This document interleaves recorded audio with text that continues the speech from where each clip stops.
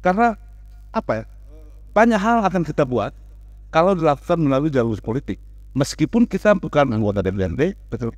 Meskipun kita bukan bupati atau wakil bupati, tetapi dengan ada di dalam sistem, banyak hal kita akan buat untuk kepentingan Tanah, NTT, juga untuk kepentingan Banyuwangi. Betul.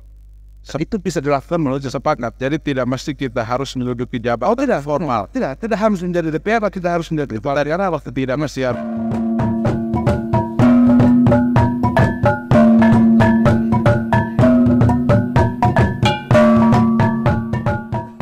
Assalamualaikum warahmatullahi wabarakatuh. Waalaikumsalam warahmatullahi wabarakatuh. Salam sejahtera untuk kita.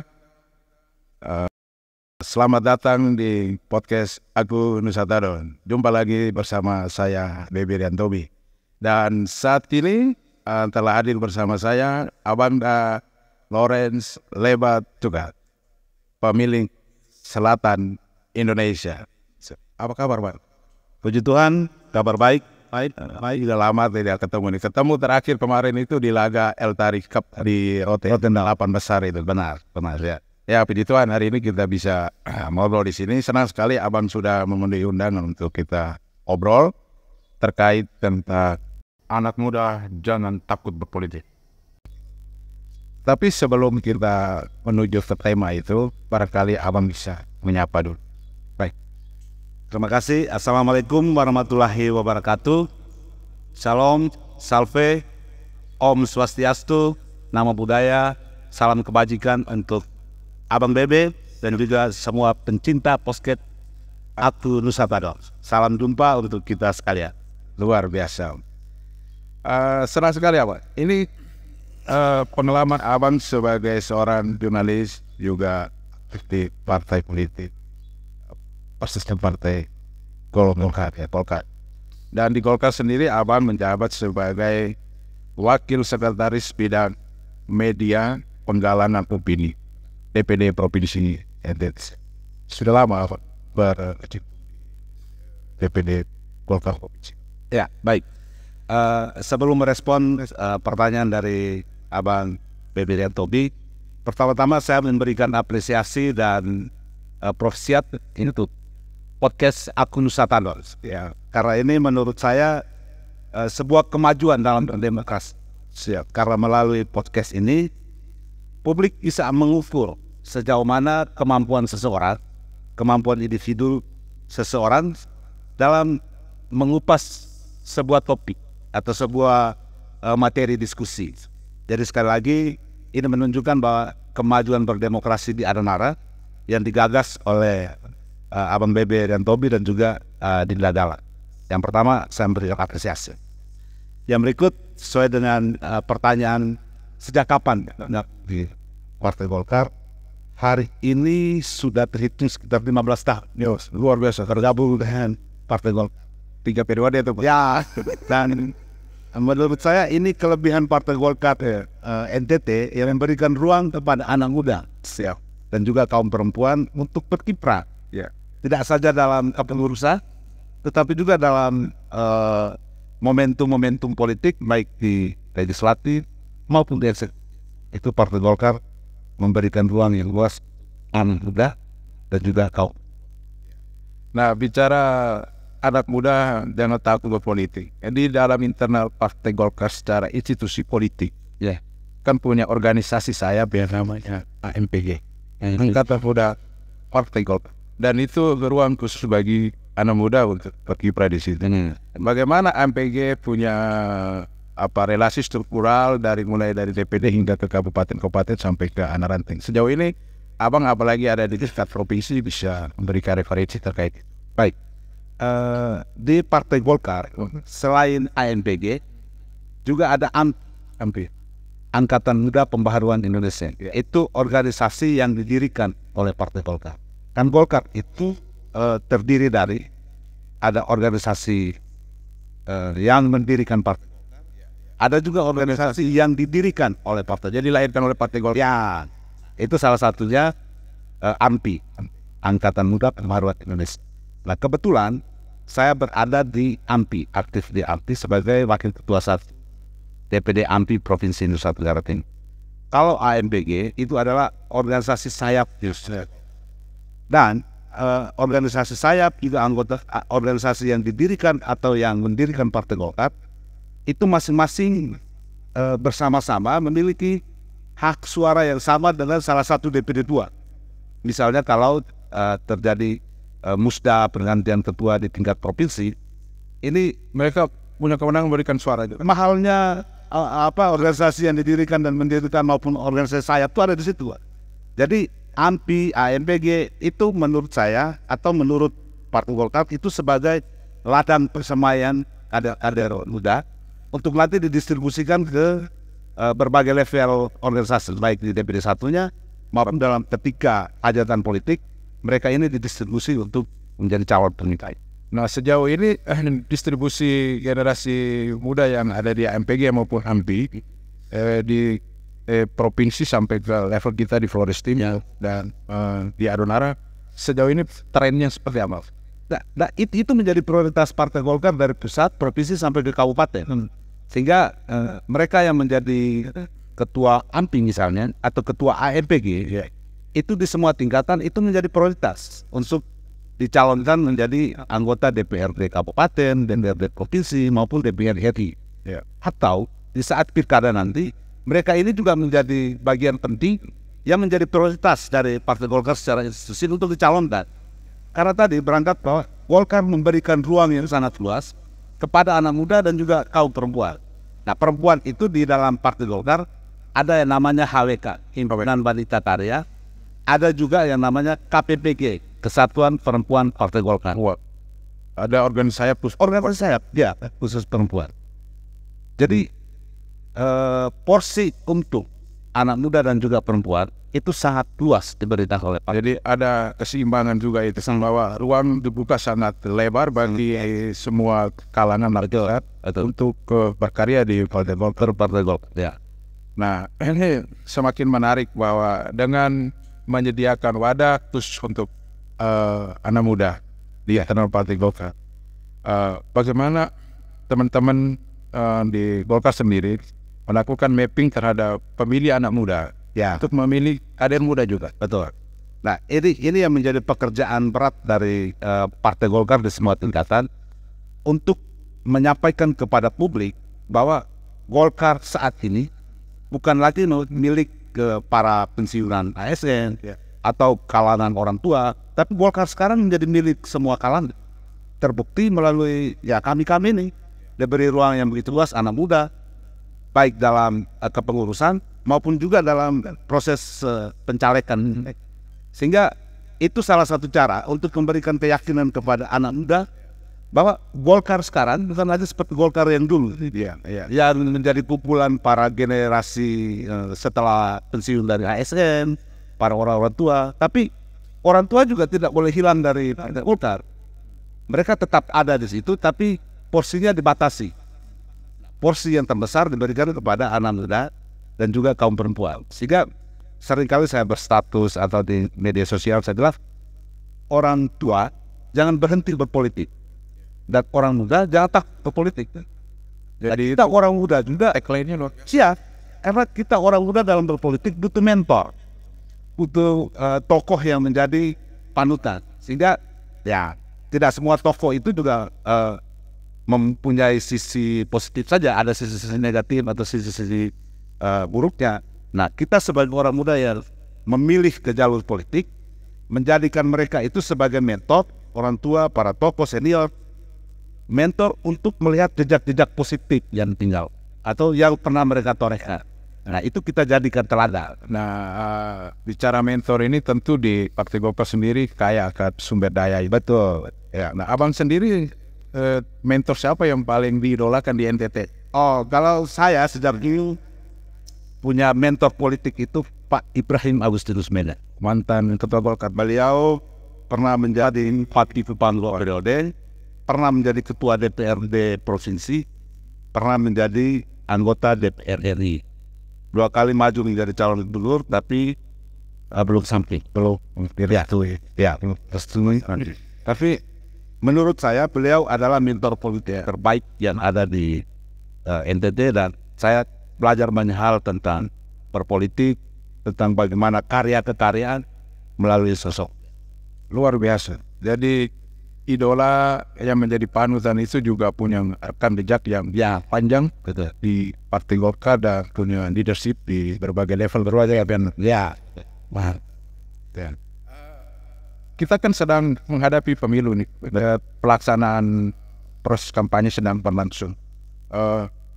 Tentu teman-teman di Partai Golkar sendiri dan abang juga sebagai cahe bisa menawarkan ide-ide ke para generasi muda bahwa seperti tagline yang kita obrolkan ini, bahwa anak muda jangan takut berpolitik. Strategi menjangkaunya seperti Jadi begini, khusus untuk teman-teman muda di Adenara, Filstibu, juga di NTT secara keseluruhan, bahwa dalam kehidupan berbagai aspek di bangsa ini, hampir seluruh aspek itu ditentukan melalui jalur politik. yes, Mau buat apa saja di Republik ini selalu ditentukan melalui jalur politik. Sehingga menjadi ironi kalau anak muda lalu takut terhadap itu, sangat ironi. Sehingga saya sebagai pelaku politik, khususnya di Partai Golkar, mengajak teman-teman muda sekalian agar melihat politik. Kita jangan melihat politik itu sebagai sesuatu yang menakutkan, sesuatu yang penuh dengan tipu daya. Itu salah. Itu pemahaman yang keliru. Yang patut kita sadari sekarang, bahwa semua aspek kehidupan kita di bangsa ini ditentukan melalui jalur politik. Sehingga berbahagialah kami yang sudah ada di jalur politik. Dan saya mau mengajak anak muda sekalian di Adenara, di NTT untuk berpolitik. Ke partai apa saja. Ya, karena banyak hal akan kita buat kalau dilakukan melalui jalur politik. Meskipun kita bukan anggota DPRD, betul. Meskipun kita bukan bupati atau wakil bupati, tetapi dengan ada di dalam sistem, banyak hal kita akan buat untuk kepentingan Tanah, NTT, juga untuk kepentingan Manyora. betul. Itu bisa dilakukan melalui Sepakat. Jadi tidak mesti kita harus menduduki jabatan tidak formal. Tidak harus menjadi DPR, tidak harus menjadi Dari waktu tidak mesti harus memegang jabatan formal. Tetapi tumbuh kembang dalam lingkungan politik juga akan bisa memberikan dampak dan manfaat melalui keputusan-keputusan jejaring di partai. Itu ya. Karena politik ini berpartai itu jejaringnya dari pusat, kabupaten, provinsi, sampai ke desa, kecamatan. Jadi ada banyak hal yang kita bisa buat kalau kita memanfaatkan jaringan ini. Tidak harus jadi anggota DPRD atau kepala daerah. Itu yang saya maknai itu. Nah, abang kan sudah 3 kali tarung ya di DPRD provinsi. Betul. Ini yang ketiga kali. Meski rakyat Adonara atau daerah pemilihan kita, Flores Timur, Lembata dan Alor, belum memberikan percaya kepada abang selama 2 kali bertarung. Tetapi dengan interaksi abang ada di dalam struktur partai, kira-kira sudah sejauh mana abang berkontribusi terhadap daerah ini melalui peran-peran ada dalam politik? Baik. 2 kali Partai Golkar memberikan kepercayaan kepada saya untuk bertarung di jalur legislatif. 2 kali gagal. Tapi bagi saya ini bukan soal gagal. Sekecil apa kontribusi suara yang saya secara pribadi sumbangkan untuk Partai Golkar di 2 pemilu terakhir, itu membuahkan kursi. Ya, pertama saya maju, yang dapat ketika itu dari Golkar Pak Hans Takamar, mantan Bupati Alor. 5 tahun terakhir, meskipun perolehan suara belum cukup untuk saya 1 kursi, tetapi kontribusi suara saya itu mengantar 1 anggota DPR provinsi dari Partai Golkar, wakil kita, yaitu Pak Yohanes De Rosari, atau yang akrab disapa mantan ketua DPR. Mantan ketua DPR yang Lembata, yang sekarang mau dicalonkan jadi Bupati Lembata. Luar biasa. Tapi maju dulu di DPRD provinsi. Siap. Nah, jadi meskipun suara kita itu belum membuahkan kursi secara pribadi ke saya, tetapi kontribusi suara saya itu bisa mengantar seseorang menjadi wakil masyarakat di Timur, Lembata, Alor di DPRD provinsi dari Partai Golkar. Sehingga keluh kesah ataupun aspirasi dari masyarakat di daerah pemilihan ini bisa disalurkan melalui kami. dan kami sampaikan ke anggota DPRD terpilih. Nah itu yang saya maksud. Jadi tidak sia-sia suara yang diberikan oleh masyarakat ketika 2 pemilu terakhir. Nah ini juga kesempatan untuk saya mau sampaikan kepada para pemilih di Flores Timur, Rempata, dan Alwa agar memilih calon yang memang diyakini bisa membuahkan kursi. Memilih calon di partai yang diyakini mampu melahirkan kursi. Dan kita cuma 7 seat dan dapat 7 kursi apa? 7 kursi. Nah, kalau kita salah dalam menentukan pilihan atau memilih caleg dari partai yang masih diragukan bisa memperoleh kursi, ini juga menjadi persoalan. Yang disayangkan adalah suara masyarakat kita ini tidak membuahkan kursi. Itu maksud. Nah, soal kontribusi suara tadi sudah pasti ya muncul dalam kebijakan di DPRD Provinsi. Betul. Nah, ini abang kan mau tarung lagi yang ketiga kali. Bagaimana punya pemetaan secara khusus untuk pemilih anak muda? Apakah itu sudah ada upaya untuk menjangkau? Ya, bagaimana dengan isu anak muda jangan takut berpolitik? Mengemas informasi yang menarik kepada generasi Gen Z ya, untuk bisa lebih tertarik politik. Ya, saya dalam beberapa waktu terakhir ini merencanakan sebuah format format belajar bagi teman-teman OMK, remaja masjid, untuk melakukan pelatihan jurnalis. Ini untuk merangsang teman-teman muda baik di remaja masjid, orang muda Katolik, ataupun kelompok-kelompok muda yang tergabung dalam organisasi Taruna, Karang Taruna, untuk mampu menarasikan setiap kegiatan ataupun persoalan-persoalan yang ada di kampungnya, yang ada di kayaknya. Profesi abang sebagai jurnalis ya, itu yang mau dikembangkan melalui metode pelatihan jurnalistik. Jadi nanti meskipun saat ini masih dalam masa kampanye, tapi suatu waktu pasti saya akan menyelip momen ini untuk mengisikan waktu agar bisa memberikan minimal ilmu-ilmu dasar tentang jurnalistik 5W serta untuk teman-teman orang muda ini bisa memahami bagaimana menulis sebuah berita. Nah ini cara untuk merangsang teman-teman agar bisa menarasikan setiap persoalan yang ada di desanya. Karena kalau ada sebuah persoalan yang terjadi di desa atau ada potensi yang ada di desa tapi tidak diekspos, maka tidak akan diketahui para pengambil kebijakan pemerintah, DPRD. Jadi problem yang ada di level desa pun itu bisa dieksplor sehingga bisa menjadi agenda utama dalam proses pengambilan. Betul. Itu misalnya apa, Cen? Misalnya kalau ada potensi sepak bola di kesebelasan Ampera Volley Petulisan, mereka punya pemain-pemain handal, ya. Mereka punya tim yang kuat. Tapi kalau itu tidak diekspos, tidak ditulis oleh media, ya, maka misalnya Asprof atau Asta mungkin tidak mengenal siapa itu pemain-pemain di Ampera, pemain-pemain di Porpor Penimasan, Cendrawasih. Kalau itu diekspos atau diberi ruang di media, berarti orang akan tahu kan, oh ternyata ada bibit pemain bagus di Ampera, oh ada di Cendrawasih, ada di Porpom, ada di Poret Misanulan. Nah ini contoh-contoh sederhana yang bisa kita lakukan dan kita bisa berkontribusi meskipun kecil.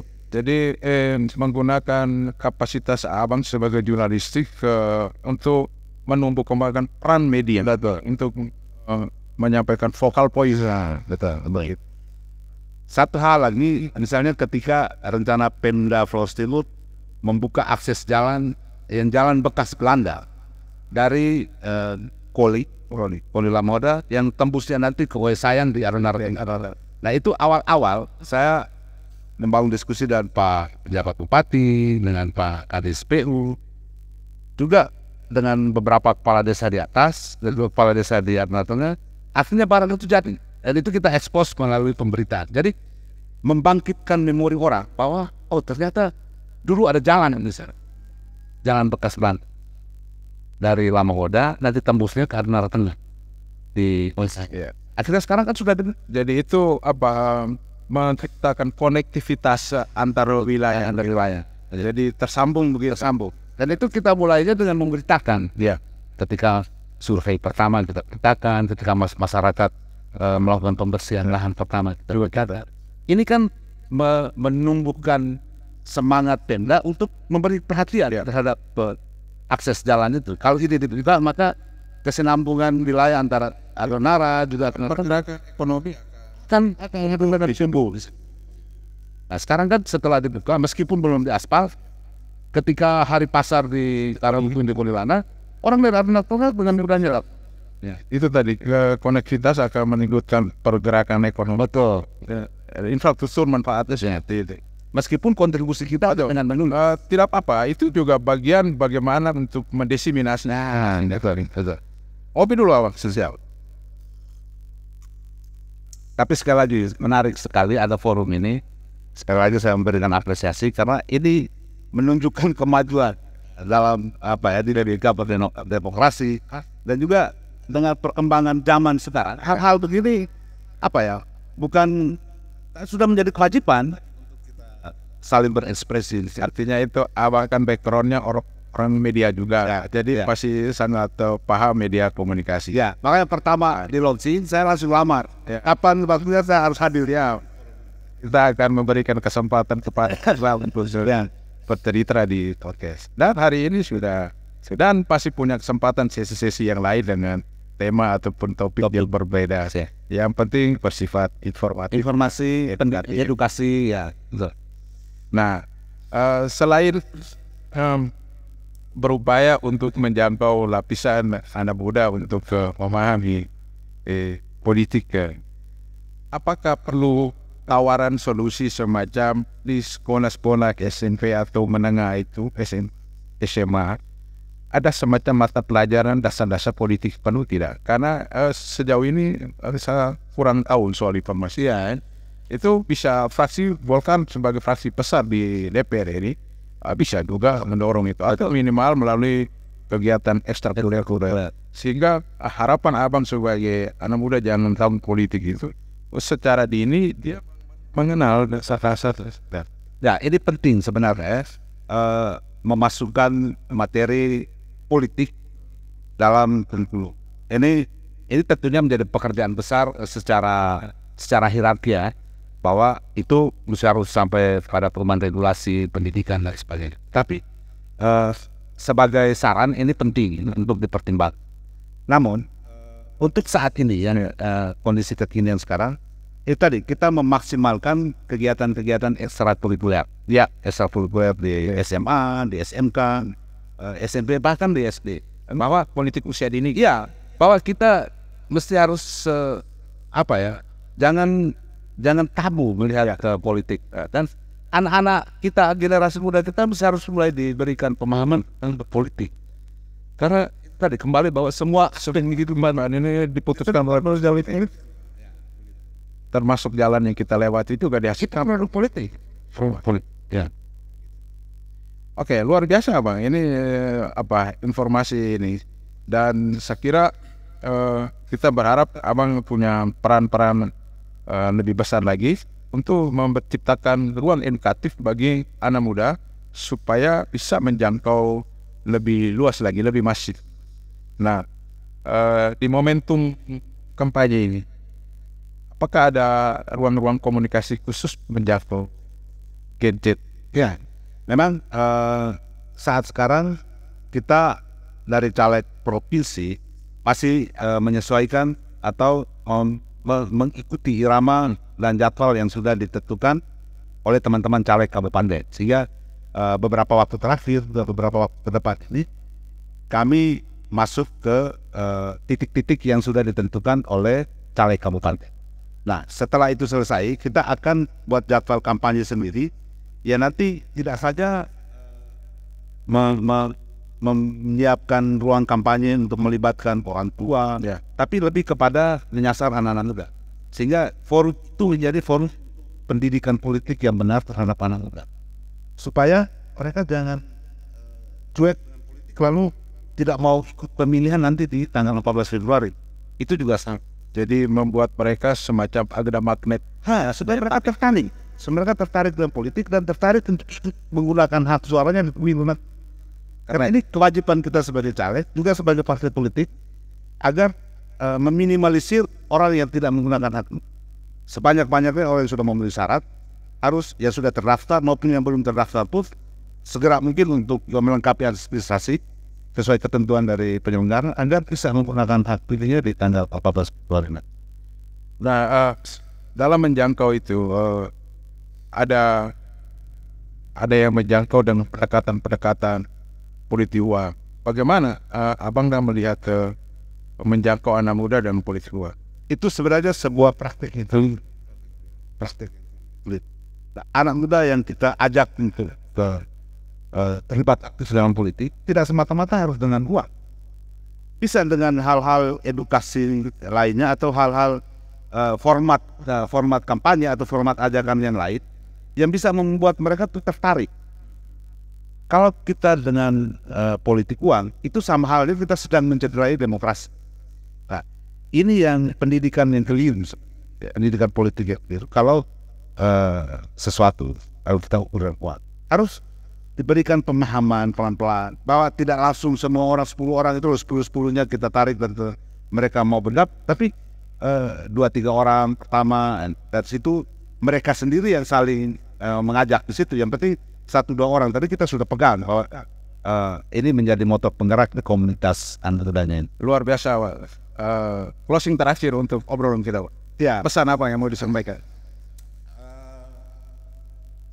Khususnya untuk teman-teman muda yang ada di Aranara, Flores Timur, dan NTT, bahwa jangan takut politik. Karena dengan berpolitik, meskipun kita tidak menjadi anggota DPRD atau bupati atau wakil bupati atau wakil palder, kita bisa berbuat banyak untuk kepentingan anak muda, juga untuk kepentingan masyarakat yang luas. Karena berpolitik itu, berpartai itu hierarkis. Ada di desa, kelurahan, kecamatan, kabupaten, provinsi, dan pusat. Sehingga meskipun kita bukan menjadi apa-apa dalam partai politik, tapi melalui jaringan itu kita bisa manfaatkan untuk membangun kampung halaman kita, juga membangun anak-anak muda ini. Begitu menurut. Keren sekali. Dan terakhir dari saya, ini seperti kata Bung Karno, berikan aktu 10 pemuda akan mengguncangkan dunia. Terima kasih banyak, kawan. Itu. Terima kasih. Sekali lagi profesiat untuk aktu Nusantara. Semoga makin maju dan semakin dicintai oleh publik. Amin. Mari kita